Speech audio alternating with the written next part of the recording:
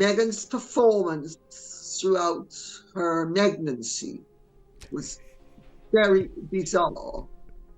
And whatever went on was definitely not what normally goes on, whether it was Meghan Caddy playing with the size of her bum or something else. There is a story there to come out, and I feel sorry for the royal family because they have been put in a no-win situation. There are questions that have circled the Sussex story almost from the very start, whispered at first, then spoken out loud, then asked more and more insistently by people who watched every public appearance and thought, something here doesn't add up. For years, those questions were treated like forbidden territory, too sensitive, too dangerous, too close to something that, if true, could shake the entire Sussex narrative to its core. The people who dared ask them got dismissed as conspiracy theorists or obsessives. But the questions never went away because when you actually look at them, that bump had more ups and downs than Elizabeth Taylor and Richard Burton's marriage. I'd never known another woman of colour or another woman without colour to have performed in a pregnancy the way Meghan did. Anything to do with those children and how they came into existence would have possibly racial implications, when of course it's nothing to do with that at all. I feel sorry for the royal family because they have been put in a no-win situation. Would be injurious to the royal family. Meghan knows if the royal family would simply have a bit of gumption, they would find that they could put her in her place. They're not crazy at all. Lady Colin Campbell is not someone who deals in whispers. She's one of the most well-connected and flat-out courageous voices in royal commentary today. Her sources reach deep into palace corridors and private rooms that most commentators never get close to. Her books, researched over years, packed with insider-level detail, have repeatedly proven right about things that were first denied and later confirmed. When Lady C speaks about Harry and Meghan, serious people listen, because she's been right before and she's been right before everyone else. Now she's spoken again. What she said about Archie and Lilibet, about the unresolved questions, about what she calls a bizarre and deeply irregular performance during Meghan's pregnancies, about the no-win situation the royal family now finds itself trapped in, is unlike anything said this openly by someone of her standing. Lady C isn't throwing wild accusations. She's doing something far more powerful. She's naming the questions. She's saying, these things happened. We all saw them. And we still don't have real answers. So today, we're going through every single one of those questions with Lady C's full insight brought to bear on every corner of this story. By the end, you'll understand not just what's been questioned, but why those questions matter so deeply for the royal family's future, for Harry and Meghan's carefully constructed image. It's a malicious and destructive mode of behaviour that she has thought would put the royal family in a no-win situation. But if the royal family would simply have a bit of gumption, they would find that they could put her in her place and in a no-win situation. But they're obviously either not resourceful enough, not imaginative enough, not experienced enough, and not brave enough. But it would take great courage, because unless it were properly handled, it could very... And for two young children whose entire lives have been lived inside a tightly controlled, deliberately hidden public mystery. Two children who deserve the protection of truth, not the prison of a manufactured narrative.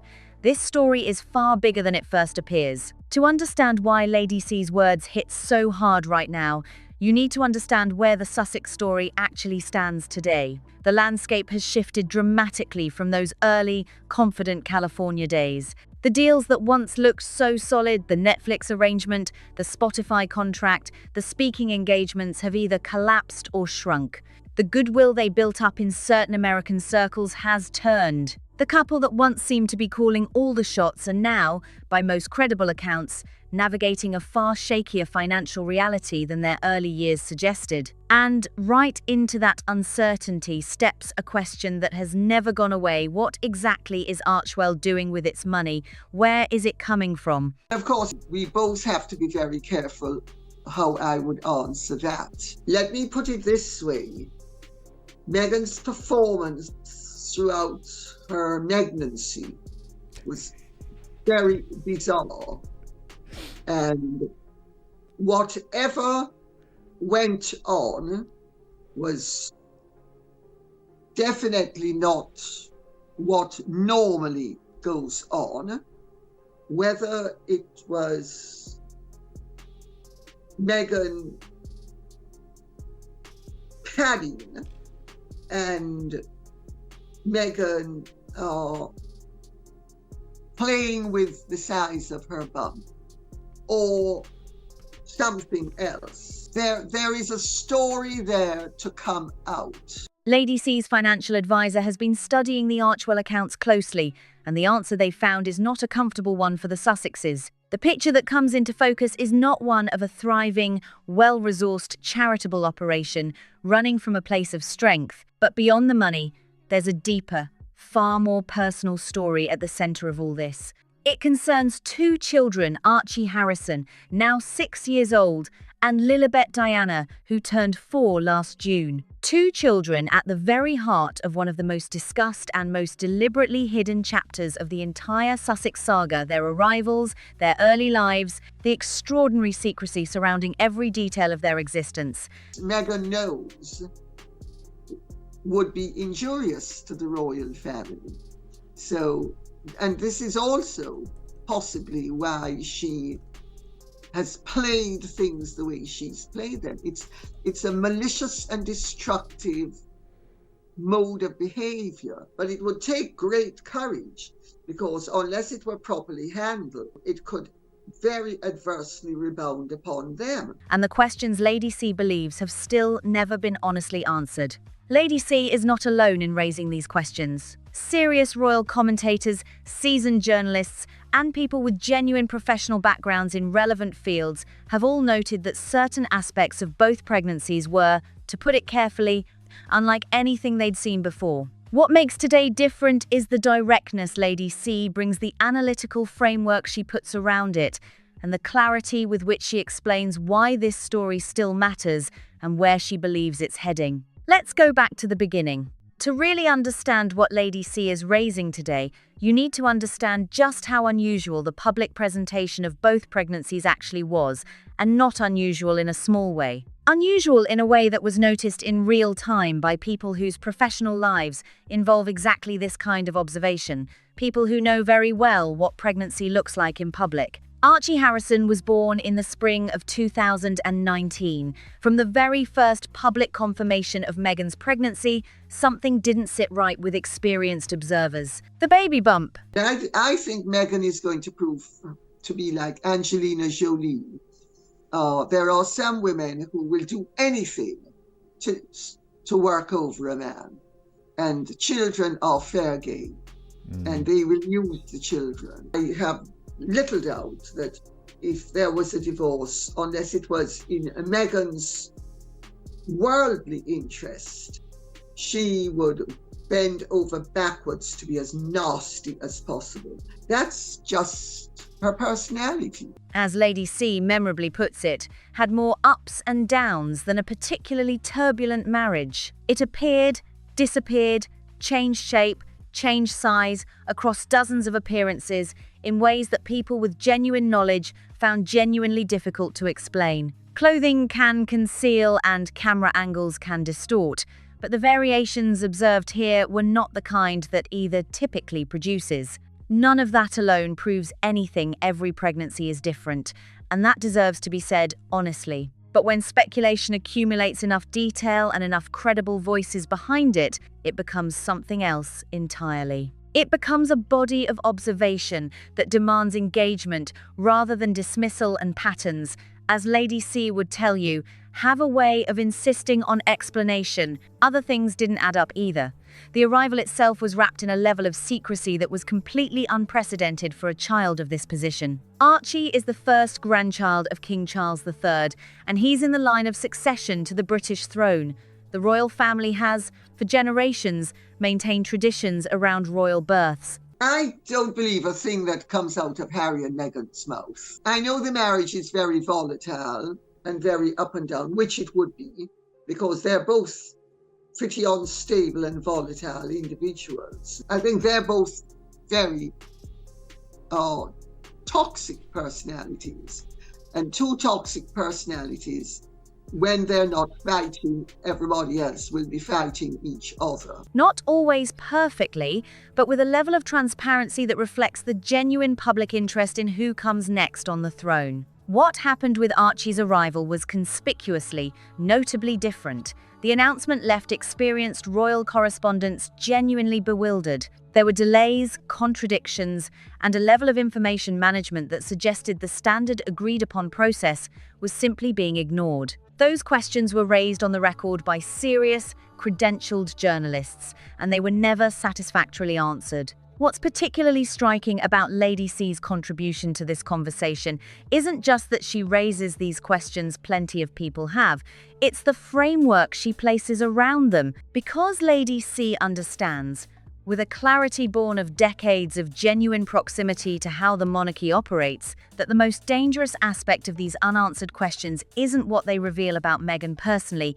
it's what they reveal about the position the royal family has been strategically maneuvered into. Think about this carefully. If a serious, credible revelation ever emerged about the circumstances surrounding Archie and Lilibet's arrivals, the royal family would face an almost impossible situation.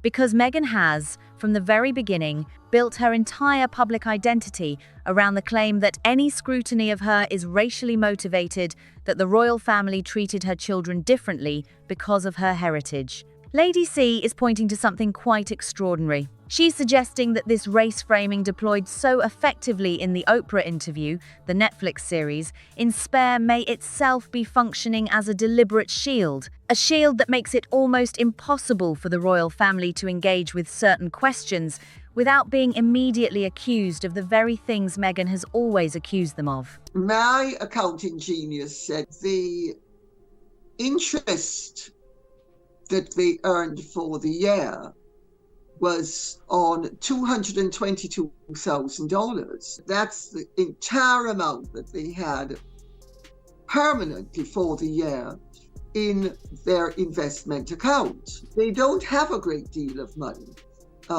They have a massive mortgage on their house. They have massive expenses. And with each year, it's going to be diminishing returns. If Lady C's reading is correct, it's a masterclass in preemptive self-protection.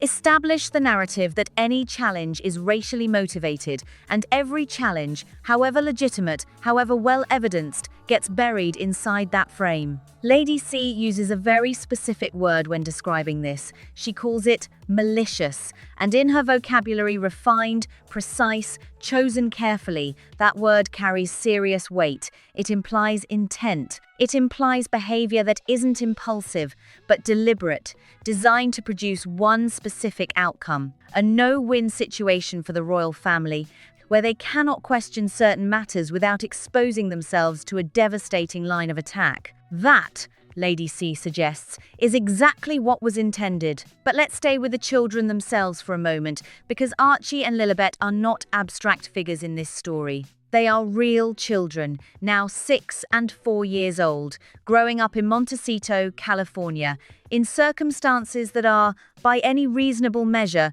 extraordinarily unusual for children of their background and position. Archie Harrison Mountbatten Windsor, born, according to the official record, in the spring of 2019, was introduced to the world at a press call at Windsor Castle that was, even at the time, widely described as staged and oddly managed. His godparents were never publicly announced to break with royal tradition that felt less like a preference for privacy and more like a deliberate choice to limit the external reference points that might allow others to verify the details. His christening was conducted in complete secrecy, with photographs released entirely on the family's own terms. For a child in the line of succession to the British throne, the level of secrecy wasn't just unusual, it was unprecedented. The royal family, mindful of the fact that Meghan had played the colour card from the word go, and that anything to do with those children and how they came into existence,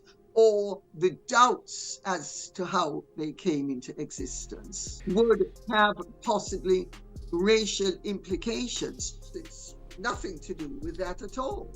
No. I mean, women of colour give birth every single day of the week without any irregularities. My understanding is that there are members of the family who are very aware of the fact that the marriage is problematic. The family is not in close touch with him now. Even those members of the family who were closer to him are less in touch with him now than they used to be. And many of them will have nothing to do with him whatsoever. The announcement timeline itself raised serious flags. Meghan's publicist had made a public commitment to inform the media the moment Labour began. That information did not come when promised. When it finally did come, the details appeared to those with real experience of how birth announcements work inconsistent with the timeline being simultaneously presented. Serious questions were asked at the time in serious publications and received no satisfactory answer. They were managed, deflected, and allowed to slowly fade from the news cycle without ever being genuinely resolved. Lilibet Diana, born in California in the summer of 2021, presented a different but equally noted set of circumstances. A home birth at a hospital, a phrase that caused raised eyebrows among medical professionals because it is simply not a standard combination of terms.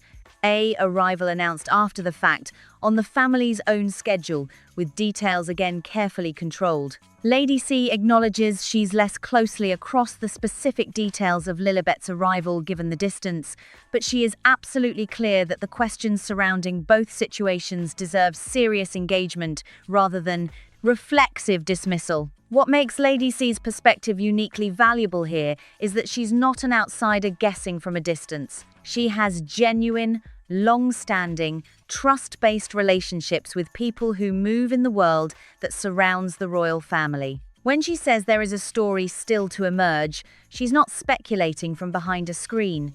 She's conveying in the careful language her legal obligations require what she has been told by people with genuine first-hand proximity to these events. When Lady C speaks about the questions surrounding these arrivals, she does so with a very specific kind of authority. Not just the authority of long experience and well-placed sources, though she has those in abundance, but also the authority of someone who has lived a life where appearances and reality were not always the same. If you put things through corporations and charities, you save on tax. So, and Meghan's very sophisticated. If ever she decided that she wanted to cease being a scrubber, she could become a laundress. Lady C understands, at a level that goes beyond the intellectual, the extraordinary lengths to which people will go to construct a particular public image, and she understands the tells, the small moments where the construction shows, where something doesn't quite add up the way it should. If the official version of events was simply and straightforwardly true, her book about Meghan is one of the most meticulously researched works on the Duchess of Sussex in existence. Lady C spoke to people who knew Meghan before Harry, who worked with her on Suits and before, who were close during her first marriage, who cared for her and later felt deeply let down by how those relationships ended. People who witnessed, up close, a pattern of behavior they recognized in retrospect as consistent and deliberate, rather than situational or accidental. From those conversations and those sources, she built a portrait of a woman who is, in her assessment, extraordinarily intelligent, extraordinarily calculating, and carrying a self-awareness deficit that has followed her throughout adult life. On the pregnancy question specifically, Lady C has been careful and consistent in everything she's said publicly. She does not state what she cannot prove. She does not make claims she cannot substantiate. What she does, and this is the mark of a genuinely skilled and legally responsible commentator, is name the questions clearly, note the publicly observable evidence of irregularity, and allow the audience to draw their own conclusions from what they themselves witnessed in real time. Because many people watching this did see those pregnancies unfold. They watched the public appearances. They noticed what Lady C noticed. They had that quiet, uncomfortable thought.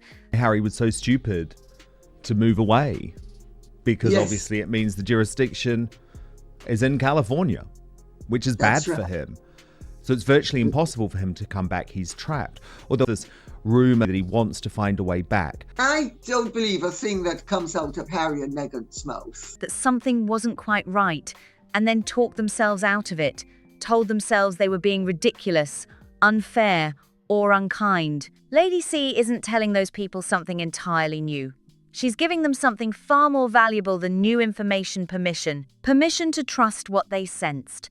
Permission to take seriously the observations they made with their own eyes. Permission to ask questions they were told were unseemly. In the current climate, that is an extraordinarily powerful thing to do, and it's precisely why today's conversation matters. Not just as royal commentary, but as a moment in the longer story of what actually happened, when and why it was allowed to remain so carefully hidden. This is not the first time something about Meghan's public presentation has raised serious and persistent questions. Lady C has been pointing to patterns in Meghan's behaviour for years and has, more than once, been dismissed as excessively critical or personally motivated. That criticism never quite landed the way her opponents hoped, because Lady C's analysis has an inconvenient habit of proving accurate.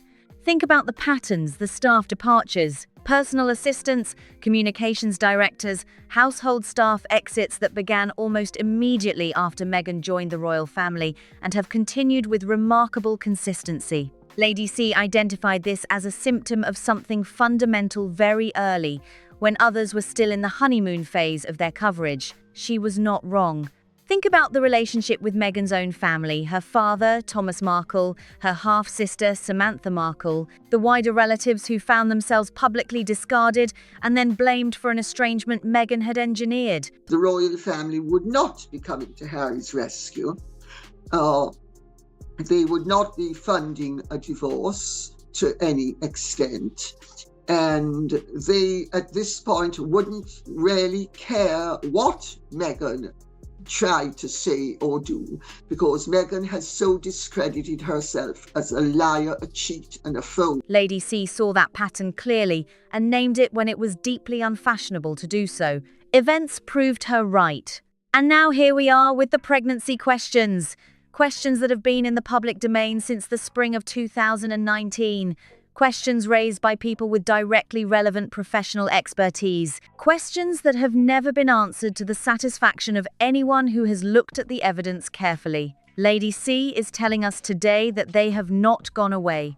They are not fading. If anything, they are gaining weight with every passing year. They remain unanswered. The pattern is striking. At every stage of the Sussex story, questions have been raised, dismissed as conspiratorial or racially motivated, and then quietly, over time, given considerably more credibility than they were initially afforded. The staff complaints that emerged from Buckingham Palace, the specific spare claims later contradicted by other accounts, the Netflix series that contained moments that did not survive independent scrutiny, each was treated at first as exaggeration or fantasy by those who preferred the official narrative. Each turned out to contain more substance than the official narrative acknowledged. Lady C has been ahead of that curve consistently for years, which is precisely why what she says today deserves to be taken seriously rather than waved away. And what of Harry? You cannot fully understand the story of Archie and Lilibet, the decisions made about how they're raised. This is not a slimmed down monarchy now. It's positively anorexic. And they need boots on the ground. I think Beatrice and Eugenie should be named. They would be good at it. They want to do it. And I always thought it was an act of folly. And I've been saying now for many years. What access others have to them without understanding the position their father finds himself in. A position that Lady C describes with precision and, notably, a degree of genuine sympathy. Harry is 40 years old. He lives in Montecito in a house carrying what Lady C describes as a massive mortgage with progressively shrinking financial prospects. The income streams that looked so impressive in the early years of the California project have contracted. Some have ended entirely. The reputation traded for those income streams, his identity as a senior, respected member of the British royal family, cannot be recovered simply by expressing a desire for reconciliation. It was spent in a remarkably short period, and what was purchased with it has not endured. But the most significant element of Harry's trap position is not financial, it's legal and geographical. The moment Harry and Meghan established California as their primary residence, the jurisdictional situation changed entirely. Any custody arrangement involving Archie and Lilibet would be determined by California law before a California judge on terms shaped by a system that takes California residency as its starting point. That is not a position of strength for Harry if the marriage were ever to end. It is, as Lady C bluntly puts it, a trap. Lady C does not believe Harry is in a settled or happy place. She describes the Sussex marriage as volatile in a specific and concerning way, not the productive volatility of a passionate partnership that argues and emerges stronger, but something darker. Two people whose instabilities collide rather than complement. And the result? Playing out behind the gates of a Montecito estate far from the family networks that once gave Harry context and identity is something that deeply concerns people who knew him before Meghan. Charles and William seem to have missed the point that being royal isn't only about what appears in the newspapers or on ITV at 10 or 98% of what they do goes unsung and is not reported in the mainstream media. And who struggle to recognize what they see now. What does Harry know about the questions surrounding his children? What has he been told? What does he actually believe? Lady C doesn't claim to answer those questions, but she is absolutely clear that Harry's position, geographically, legally, financially, emotionally, is one of profound vulnerability. And that vulnerability, she implies, did not arise entirely by accident.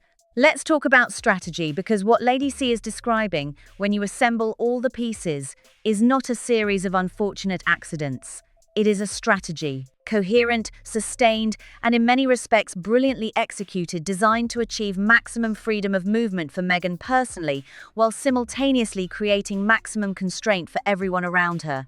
Think about how the architecture works. By constructing a public identity around victimhood, around the claim that scrutiny is invariably racially motivated, Meghan created a protective framework that makes any criticism immediately suspect. By moving to California, she secured a jurisdiction enormously favorable to her in any domestic dispute. By keeping every detail of her children's lives tightly controlled, she ensured the public version of events remained exclusively the version she chose to tell. And by maintaining the possibility of further revelations, another book, another interview, she has kept the royal family in defensive caution rather than confident confrontation. Lady C calls this sophisticated, and it is. She's honest enough to acknowledge that the sophistication is real. But she also identifies the fatal flaw in this kind of strategy. It requires perpetual maintenance. It requires the controlled version of events to remain permanently more credible than the uncontrolled version. And that is an increasingly fragile position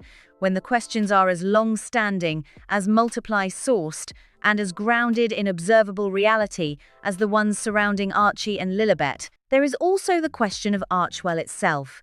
Lady C's financial advisor has been examining the publicly filed accounts carefully, and what those accounts show, when read by someone who knows how to read them, is not the picture of a thriving charitable enterprise. Zara is not a member of the royal family, which people just don't seem to get. Her mother is a member of the royal family. It's a patrilineal system. It's not a matrilineal system. Princess Margaret used to say, just because my children have a mother who's a princess doesn't make them royal. Beatrice and Eugenie should be named. The interest earned on investments in the most recent filing period, a figure Lady C cites with striking precision, tells a very specific story about the scale of resources actually available to the operation on a day-to-day basis. Moving funds around is a common enough technique for making financial positions look more robust than they are, but it has limits. And those limits, she suggests, are being approached. Let's be very precise about what is actually being questioned here, because precision matters enormously in a story of this sensitivity. Nobody of good faith, not Lady C, not the journalists who have covered this carefully, not the royal commentators who have raised these questions, is making a definitive factual claim about the circumstances of Archie or Lilibet's arrivals. What they are doing is something rather different, identifying a series of inconsistencies, irregularities, and unexplained details, all in the public domain, all publicly observable at the time, and asking with complete legitimacy, why have these inconsistencies never been explained? The bump that changed shape and size in ways experienced observers found difficult to account for, the birth announcement that came in what appeared to be the wrong sequence, the arrival of a child in the line of succession managed with unprecedented secrecy, the christening conducted behind closed doors, the godparents never revealed, independent points of verification conspicuously absent. Each element might, in isolation, be explained away, but together they form a picture that Lady C does not find satisfactory. And she is not alone in that assessment. The people who have raised these questions most consistently are not, for the most part, people with an ideological motivation to do so. They include individuals with professional medical backgrounds who have spoken carefully on the basis of expertise. They include experienced royal correspondents who have covered dozens of royal arrivals and found this one in specific, observable respects, unlike any of the others. The convergence of these different voices from different backgrounds is itself deeply significant.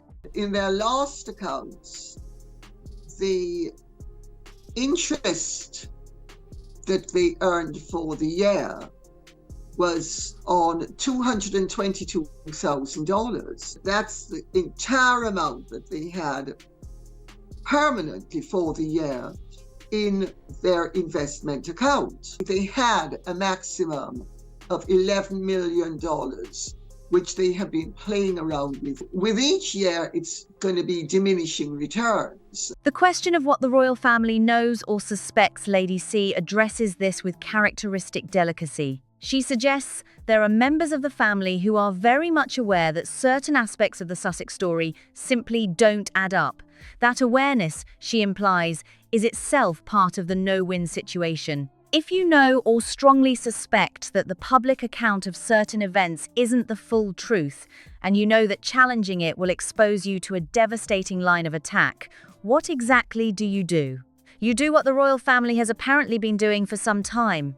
You wait, you watch carefully, and you trust with patience that is surely not inexhaustible that truth will eventually find its own way to the surface without anyone having to take the considerable risk of helping it there. Now we need to talk about what is truly at stake, because this story is not ultimately about one woman's pregnancy presentation or one foundation's financial accounts. It is about the future of two children who had no say in any of it. Archie and Lilibet, 6 and 4 years old, growing up in California, largely cut off from the family and country their father was born into, are at the center of a situation of profound and troubling complexity. A complexity not of their making, but one that will shape their lives in ways that cannot yet be fully anticipated. Lady C raises a scenario that many who follow this story have quietly considered, but few have been willing to address openly. If Harry and Meghan were to separate, and Lady C makes clear she is not predicting this, only acknowledging that the marriage is volatile and its future cannot be assumed, what would a California court actually do? Where would the primary custody presumption fall? What relationship would Harry be legally positioned to maintain with his children if Meghan chose to make that relationship difficult? And what say, if any, would the British royal family have in relation to two children who are, by blood and succession, part of something far larger than any individual custody arrangement? These are not abstract questions. They are the kinds of questions lawyers ask, that grandparents ask quietly in private moments when they're being honest with themselves. That King Charles, whatever the current state of his relationship with his younger son, would surely be sitting with, Because Archie and Lilibet are not just Harry and Meghan's children in any ordinary sense. They are, by birth and position, part of something much larger, and the degree to which that something larger has any meaningful, sustained relationship with those children is a question nobody who matters can currently answer with confidence. Lady C's view on what would happen in a divorce is unambiguous. I don't think it's positively volatile. Say, it's not an Italian marriage with, and then you hug and make up and it's all blood and it's not blood, it's all thunder, but no lightning to strike anybody. I think their marriage they're both very toxic personalities, and two toxic personalities, when they're not fighting, everybody else will be fighting each other. She has very little doubt that Meghan would use every legal tool available to her and that the children would factor into that fight to secure the maximum possible advantage. Not necessarily because she is incapable of genuine maternal love, but because she is, as Lady C has argued consistently, someone for whom the strategic dimension of every situation is never fully separate from the personal one. Someone for whom the people in her life, husbands, fathers, childhood friends, have consistently proven expendable when the strategic calculation requires it. How has the royal family actually responded to all of this across the full sweep of the Sussex crisis? The honest answer is with a caution that has, at certain critical moments, shaded into something uncomfortably close to paralysis. The palace is an institution that prides itself on discretion, on dignity, on the long view. It does not engage in public disputes. It does not lower itself to the level of those who attack it. These are qualities that have served the monarchy well across centuries of genuine challenge, and they are not without real virtue.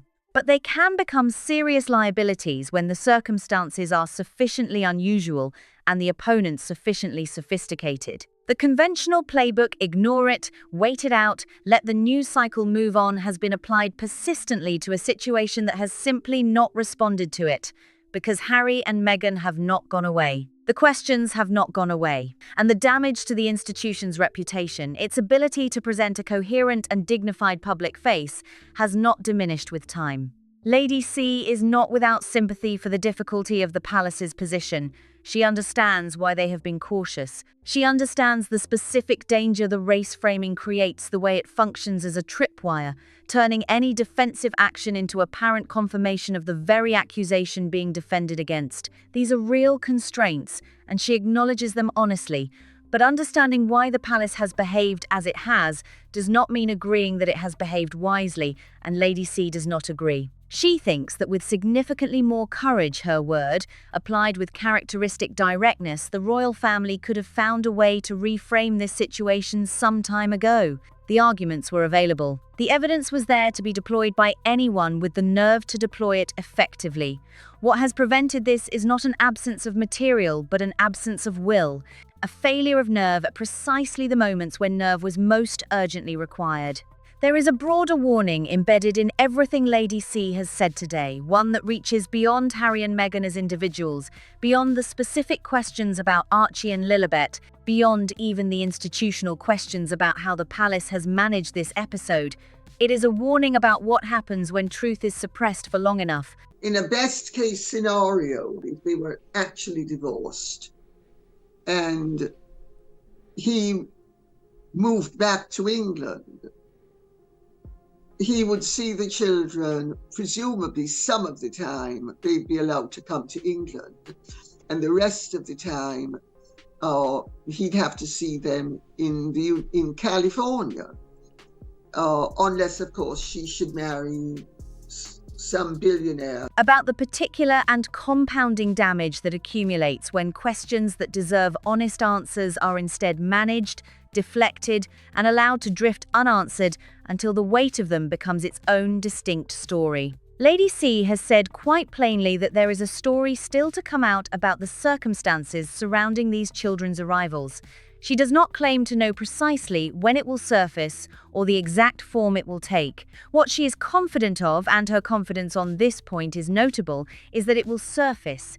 Because stories of this significance, with this many interested parties and this much accumulated detail, do not simply evaporate. They find their way through a court filing that reveals something previously sealed, a source who reaches the point where silence is no longer sustainable, an account that contradicts another in a way that becomes impossible to ignore. One way or another, the truth finds the light, and when it does, the question of how it will affect the children at the center of this story deserves serious and compassionate thought. Archie and Lilibet have so far been protected from the full force of the controversy surrounding their parents. They are young. They cannot read the headlines or understand the debates, but they will not always be young. There will come a day, perhaps not so very far away, when Archie Harrison encounters, in some form, the full weight of the public conversation about who he is, where he came from, and what questions have surrounded his existence from before he was old enough to walk. How he is prepared for that encounter or not prepared for it matters deeply. Lady C's concern for these children is genuine. It is not performance. She is not using Archie and Lilibet as rhetorical props. She is genuinely troubled by the situation these two young people find themselves in, caught between a mother who manages every detail of their public existence with meticulous precision, and a father who is, by most credible accounts, deeply unhappy and profoundly uncertain about his own future and his own identity. That is not a stable foundation for any child, whatever the circumstances of their arrival into the world. Where does all of this leave Harry and Meghan's relationship with the royal family? After everything, the departure, the Oprah interview, the memoir, the Netflix series, the years of managed distance and gestures towards reconciliation that have never materialized, the honest answer is somewhere between strained distance and what is beginning to feel like a permanent structural fracture. Not one of absolute hostility, but of meaningful disconnection. The warmth, whatever genuine warmth once existed, has largely dissipated. The contact has thinned, in most cases, to near nothing. Harry is genuinely trapped, not in the dramatic sense, but in the very specific, practical sense that the decisions he has made, or allowed to be made in his name, have systematically narrowed his available options. He cannot easily return to Britain. The jurisdictional reality of California means Harry cannot easily put distance between himself and Meghan without catastrophic consequences for his relationship with his children. His finances are contracting year on year. His public standing in the United Kingdom shows no credible sign of recovery. The royal family has, for its part, largely moved on. Not without grief, Lady C does not suggest that King Charles feels nothing about the estrangement from his younger son, or that William has no feelings about the brother he once protected and now cannot reach. But grief and proximity are two entirely different things. The proximity, the ordinary texture of family relationship, the phone calls and shared occasions, and unremarkable daily contact that constitutes actual closeness, has contracted. Lady C suggests to the point where it barely exists at all. For Archie and Lilibet, the consequence is growing up with what amounts to a notional relationship with the wider royal family, a grandfather who is king, whom they may see once or twice a year at best, an uncle who is heir to the throne, cousins George, Charlotte, and Louis, who share their surname and bloodline, but whose lived experience could not be more different. Archie and Lilibet may, in time, carry the titles of prince and princess, but the reality of belonging, the texture and substance and day-to-day presence of belonging, is something they are currently being denied. Let's zoom out and look at the full picture Lady C has been painting today. When you assemble all the pieces, the pregnancy questions, the Archwell finances, Harry's trapped position, the royal family's paralysis, the strategic brilliance, and ultimate fragility of Meghan's constructed position, what you see is a situation of extraordinary, interlocking complexity. One in which nearly every participant is constrained in some important way, nearly every truth is at least partially hidden, and the people who will ultimately bear the greatest weight of whatever the truth turns out to be are two children who had absolutely no say in any of it. The questions surrounding Archie and Lilibet's arrivals are not going away. Lady C has said so with a calm confidence that anyone who has followed her track record should take seriously. There is, she believes, a story still to emerge. It may come through legal proceedings that surface something previously sealed. It may come through a source who reaches the point where silence is no longer sustainable. However it comes, Lady C is confident that it will, and when it does, its implications for the Sussex narrative, for the royal family's institutional position, and for the two young people being raised right now in Montecito will be profound. And Lady C does not stop at the diagnosis. She has a very clear view of what the solution looks like, and it is not complicated. The monarchy is, as she sees it, suffering from a structural problem that predates Harry and Meghan's departure and was made catastrophically visible by it. A problem she has been naming for years, long before it became fashionable to do so. The royal family is simply too small. Too few working members bearing too much of the load, with too little support and too little presence across the country they are supposed to serve. The scale argument, Lady C points out, is one that the proponents of the slimmed-down model have consistently misunderstood. You cannot compare Britain's monarchy to Denmark's or Sweden's or Norway's and draw the conclusions that Charles and William have drawn.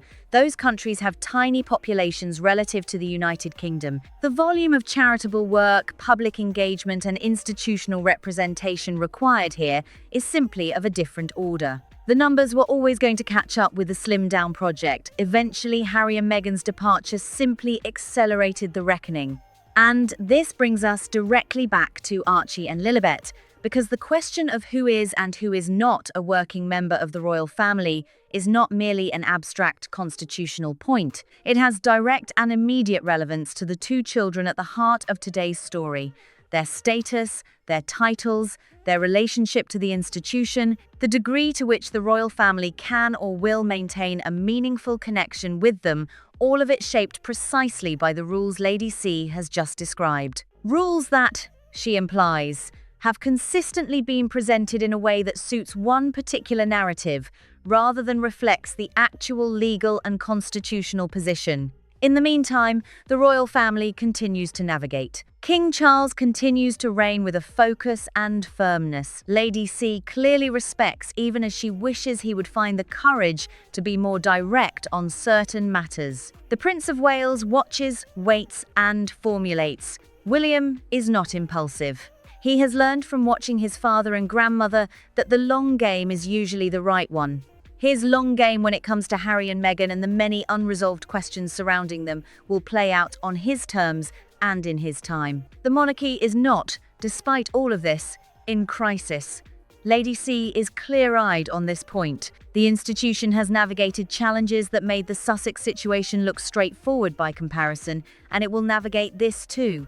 But her diagnosis is that navigation requires courage, a willingness to engage with uncomfortable truths rather than perpetually waiting for them to resolve themselves. It requires exactly the quality she finds most currently lacking, the simple, unfashionable, extraordinarily difficult quality of nerve. The Archwell picture connects directly to something Lady C has addressed throughout this conversation: the question of sustainability, of how long a carefully constructed public image can be maintained when the financial foundations beneath it are contracting, and the goodwill that once sustained the commercial arrangements is no longer reliably available. The answer, she implies, is not indefinitely, and the moment the image begins to crack is the moment the questions that have been managed and deflected for years become rather harder to contain. Because that is ultimately what Lady C is describing when she talks about the Sussex marriage, not a tabloid story about two difficult people, but a set of structural conditions putting enormous pressure on an already fragile arrangement. Two people whose instabilities collide rather than complement, a financial picture that is tightening, a legal situation that traps one of them and advantages the other. And at the center of all of it, two children whose lives are unfolding inside this pressure, watched, managed, and shielded from scrutiny with a precision that itself tells its own story. And so we come back, at the end of all of this, to where we began. Two children, 6 years old and 4 years old, Archie and Lilibet, living their lives in California, being raised according to their mother's carefully controlled vision and their father's increasingly constrained acquiescence. Growing up not quite British, not quite royal, not quite connected to the family and the extraordinary inheritance that their bloodline represents. Lady Colin Campbell has been watching this story unfold since before most people understood what it was. She has been patient when patience was required, precise when precision was demanded, and courageous consistently at personal cost when courage was what the moment called for. Today, she has said something that many people have long privately sensed, and very few have been willing to articulate publicly. There is a story to come out. It concerns these children, their arrivals, and the extraordinary irregularities that surrounded them. It will come. She does not know when, but she is confident. When it does, everything we thought we understood about the Sussex story, the narrative of sacrifice, authenticity, and courageous self-determination that Harry and Meghan have so carefully constructed will need to be reconsidered, not by royal experts or professional commentators, but by ordinary people. By the millions who have followed this story with genuine attention and genuine emotion. By those who watched those pregnancies unfold in real time, noticed something, and then told themselves they were being unkind. People exactly like you. So let me ask you something before we go. If the questions Lady C is raising about those pregnancies, those arrivals, that extraordinary secrecy surrounding two children who are in the line of succession, were ever answered definitively in a way that contradicted the official account, what would that mean to you personally? And do you think the royal family has been too cautious, too held back by the race framing, too hesitant to pursue the truth Lady C believes is there to be found? Drop your thoughts in the comments below. This community's insight is exactly what makes these conversations worth having. If today's video gave you something real to think about, please give it a like. It costs you nothing and helps more people find their way into this conversation. Share it with someone who follows this story closely, because this is exactly the kind of discussion that deserves a wider audience. And if you haven't subscribed yet, now is the moment. Hit that subscribe button, ring the notification bell, and I will see you in the next one.